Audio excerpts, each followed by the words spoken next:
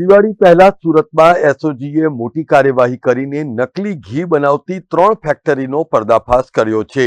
અમરેલી અને કોસાડ વિસ્તારમાં આવેલી 3 જુદી જુદી ડુપ્લિકેટ ઘી બનાવતી ફેક્ટરી અને ગોડાઉન ઉપર એસઓજીની ટીમે દરોડા પાડીને 1.5 કરોડ રૂપિયાનો મુદ્દામાલ કબજે કર્યો છે અને 4 આરોપીઓને ઝડપી પણ પાડ્યા છે.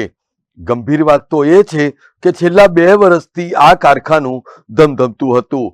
પોલીસની પ્રાથમિક તપાસમાં એ પણ સામે આવ્યું કે ભેળસેળિયા ઘીનું વેચાણ ગુજરાત જ નહીં પરંતુ મહારાષ્ટ્રના બજારમાં પણ કરવામાં આવતું હતું અને ઘીને દાણાદાર અને સુગંધયુક્ત બનાવવા માટે કેમિકલ અને કલરનો ઉપયોગ થતો હતો.